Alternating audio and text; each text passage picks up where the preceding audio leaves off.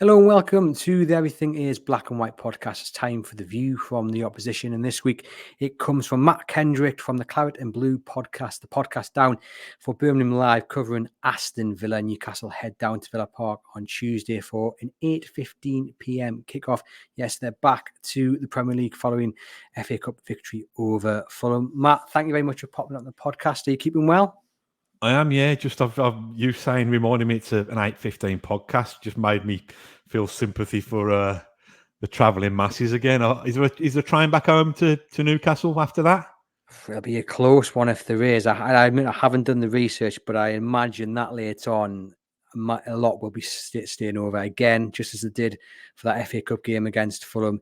Newcastle United fans seem to always get the bad deal, and it's, as we discussed, me and Aaron, on the Monday show, it needs to change. It needs to change, but it's a topic for a whole different podcast.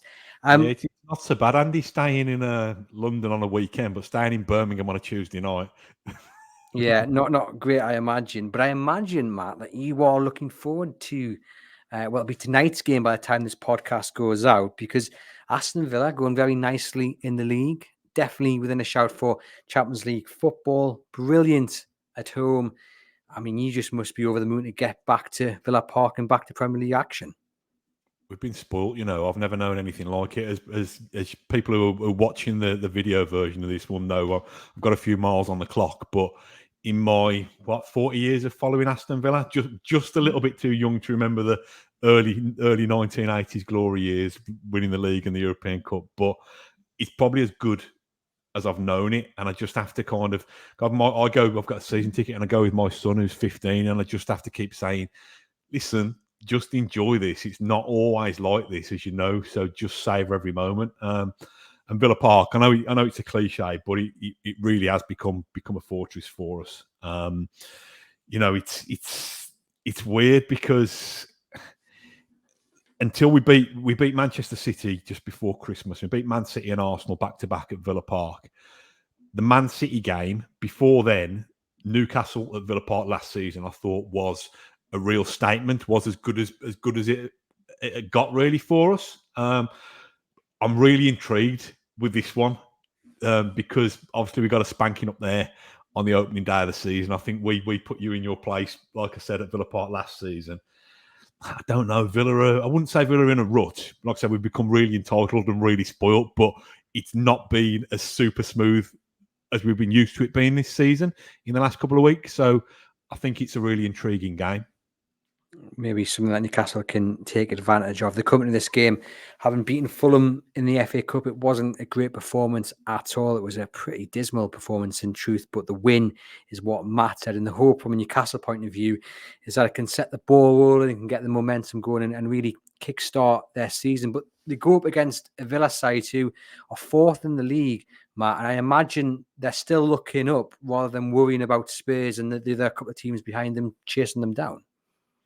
I think so. It's amazing, isn't it, how you kind of almost review your aspirations and your expectations as the season goes on. And I think Villa fans starting the season probably would have thought, we got into Europe, albeit not quite as glamorous a competition as the Champions League last season. If we can maintain that again and finish somewhere around the top 6, 7 and have a decent run in Europe and a decent run in the Cups, then that would be progress. But as soon as I think it was the Sheffield United game just before Christmas, where if we'd have won that one, we could have gone top. Obviously, we blew it, if you like, and just about scraped a draw. But as soon as you start to see what's possible, the alternative now, it's mad, isn't it, to say that if Villa don't finish in the Champions League places now, it's like a massive anticlimax where we're already probably 2 or 3 seasons ahead of schedule. But yeah, that's definitely where our head is at now, Champions League. And, if we can cling on to the coattails of those above us and be involved in the title race the last 5-6 weeks of the season, then that'll be brilliant as well. But yeah, banking that top 4 place now, I think, is the priority. It's interesting that you mentioned that Villa are maybe 2-3 years ahead on the project, and that's something that Newcastle United fans will be well aware of from a Newcastle point of view as well. That's what everyone's saying this season. They had Champions League football, and obviously they've fallen away this campaign in terms of, reclaiming a spot in the top four, but they're only 6 points off 6, so not all is lost. But are you looking at what's happened at Newcastle this season and kind of thinking, okay, hopefully Villa can put into place something to stop that happening to them next season, if indeed they do get Champions League football and have to go on a similar journey? Yeah, I think it's a cautionary tale. I think obviously Villa and Newcastle have had this kind of mock rivalry, haven't they, in last few years? And probably followed a similar trajectory in terms of falling out of the league and then getting back up, and then starting to try and gate crash the elite. But I think the difficulty is that the clubs that are the established elite don't just have an 11 who can compete. They've probably got an 18 who can compete. And even at Villa, where I really rate the Villa squad at the moment.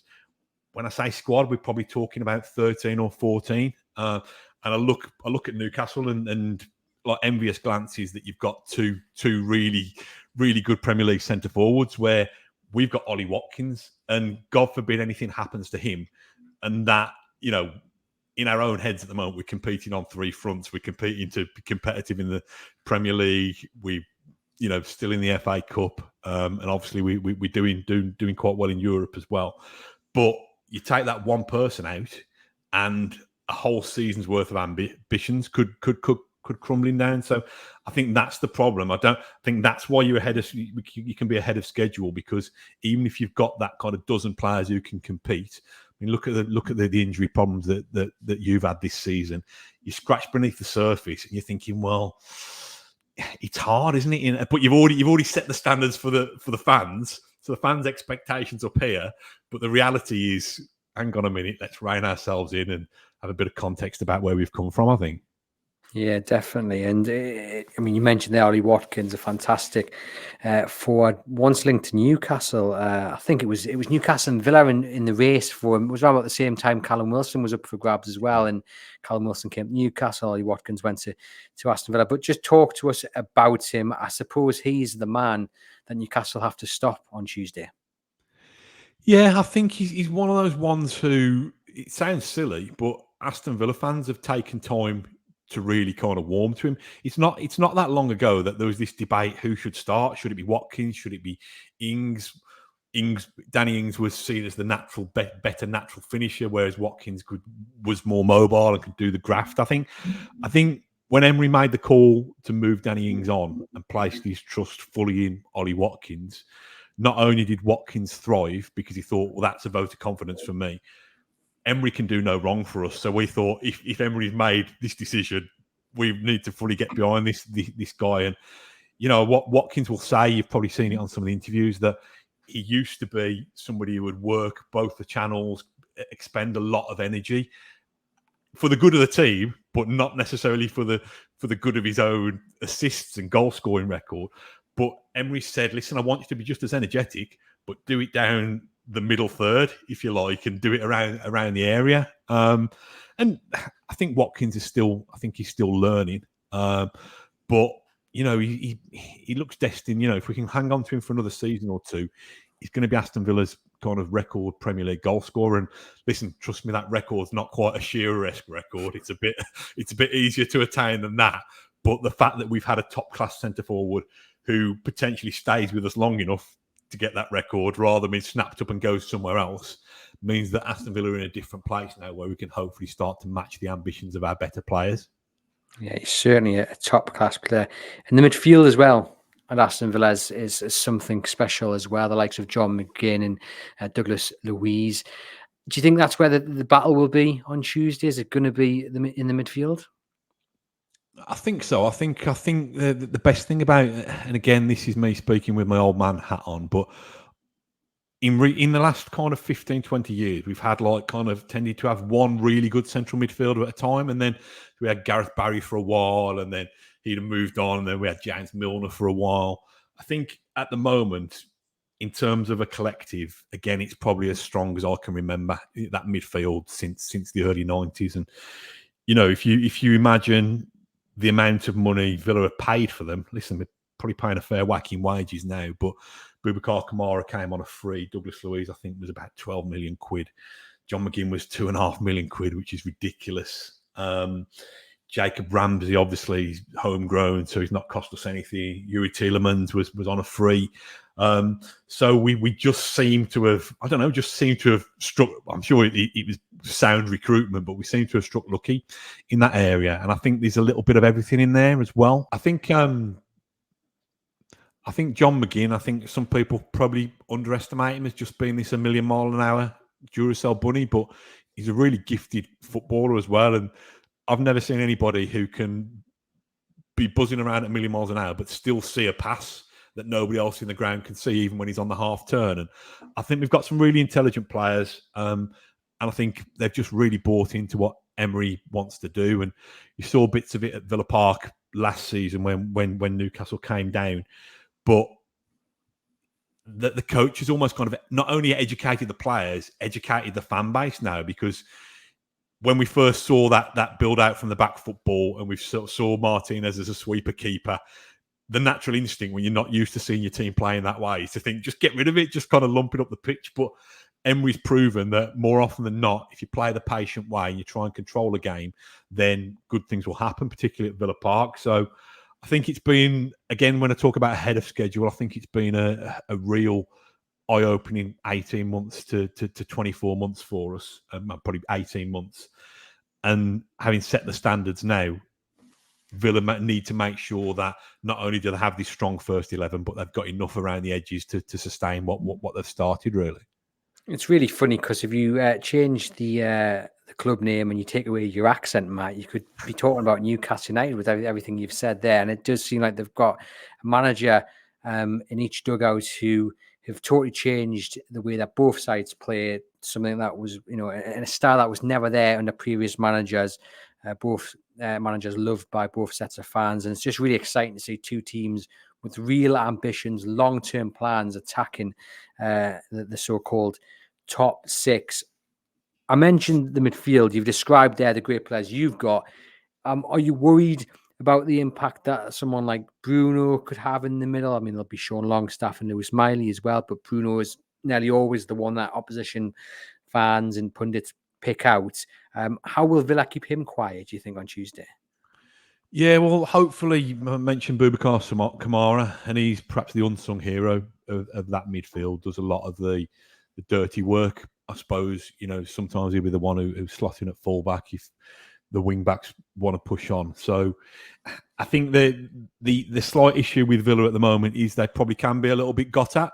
Obviously we lost Tyrone Mings up there on the opening day of the season, did his ACL, which was a massive blow in itself, and everybody's hoping he'll be back fighting fit next season. But in his place, we've signed Pau Torres, who has been a bit of a kind of Rolls Royce of a player, really. One of those kind of players who just seems to spot danger ahead of time and almost come.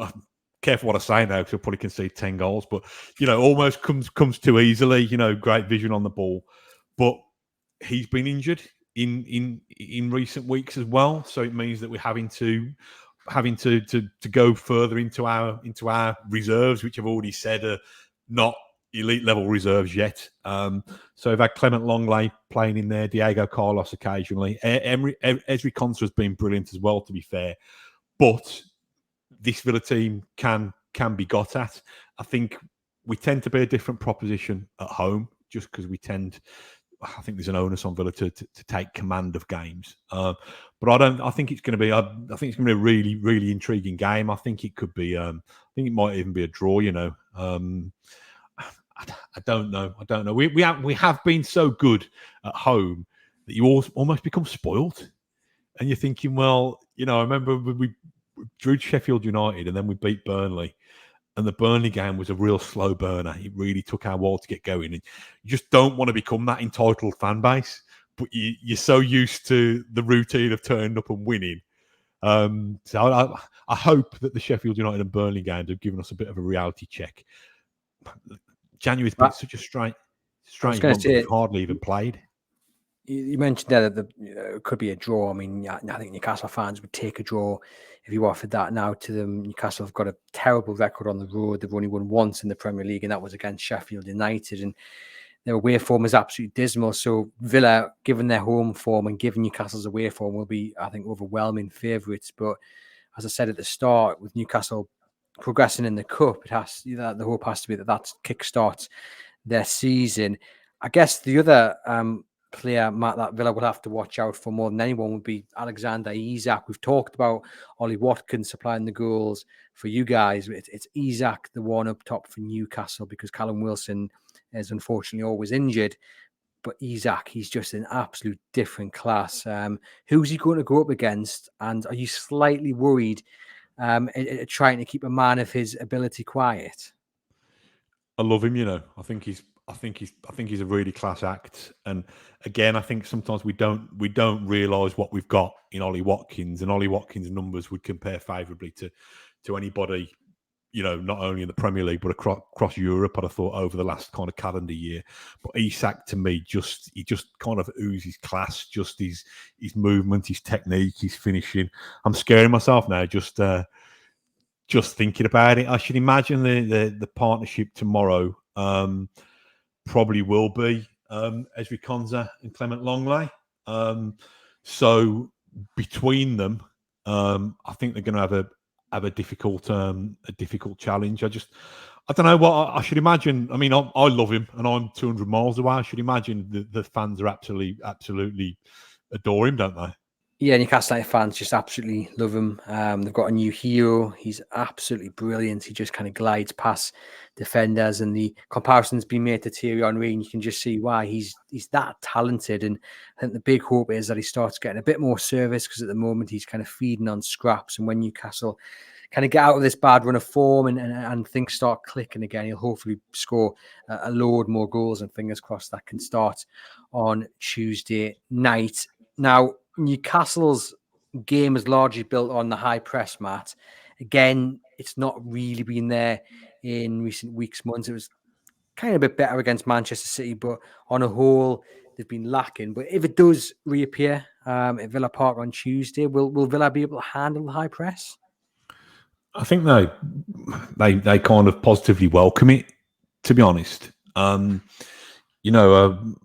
Probably hear me rave a lot about Emi Martinez, and I know he's not an opposition fan's cup of tea, because he's a proper kind of wind-up merchant. But I don't think he's better with his feet than I've seen some Aston Villa midfielders down the years, to be honest. And that's part of the Emery way, that try and get opposition teams to come and press you as tightly as possible, and then back Villa's centre halves, fullbacks, and midfielders really to manoeuvre around them and to play through the stages up the pitch. And it's there's been a few hairy moments, and there's been a few goals shipped along the way, but more often than not, it's proved successful. So I'm not saying that Villa are immune to the press. And I'm not saying that it works every single time, but it's the way that Emery sets the team up to play. And I think sometimes you get the issue when you have got a couple of players missing, and you're bringing players out the reserves. Now there's no real such thing as the reserves. You're either training 1 minute and then you're thrust into the Premier League, or so it's quite an adjustment to make. So I think it's I think, like I said, I think Newcastle. I don't think it's going to be a one-sided game. I think Newcastle will come and compete, but I don't think Villa are going to necessarily change the way that they play. And on the flip side of that, one of the biggest issues of Newcastle's play of late is that when they do kind of stream forward, the gap between the midfield and defence is, I mean, you could drive a bus through it. It looked like against Fulham that they were told to maybe sit a little bit deeper. But as I say, they weren't particularly brilliant against Fulham. If that issue of the space between the midfield and the defence is there on Tuesday, will Villa exploit that, do you think? I think so, yeah. I mean, it'd be interesting to see whether Diaby or Bailey starts. Now, Bailey only got a few minutes at the end of the Chelsea game, which presumably because he's still carrying a knock. But that is the one thing that Villa do have now in areas. The fullbacks, wing backs in terms of Moreno and Matty Cash are pretty sharp and pretty quick.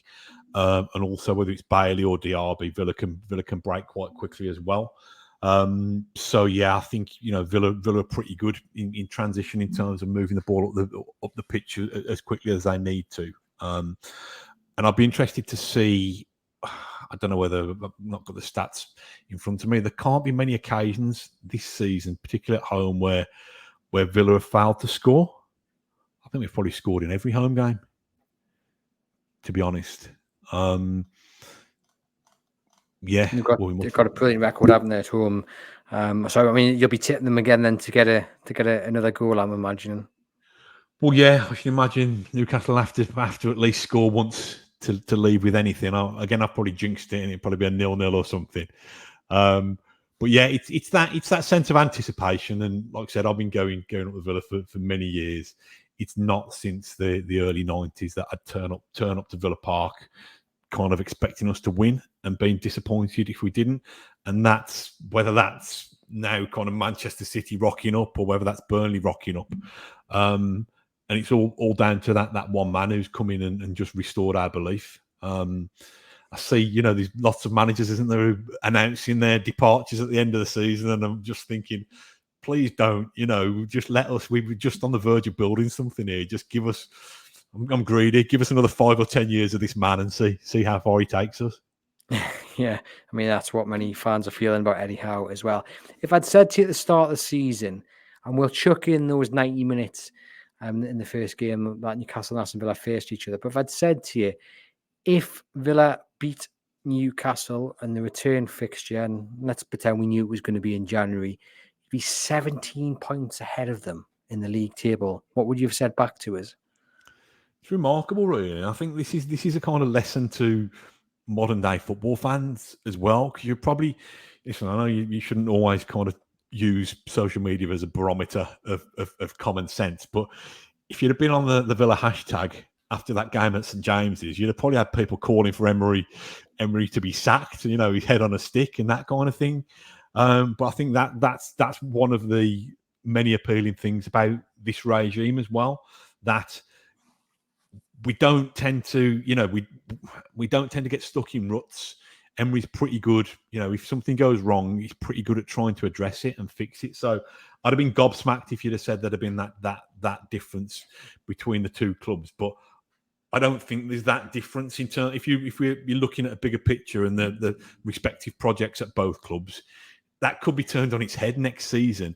I think if both clubs can show and can build gradually and achieve at a level, but achieve at a level that keeps the fan base excited but doesn't create unrealistic expectations, I don't see why this should be a fly-by-night thing. I think it's something that, who says that the elite needs to be the elite?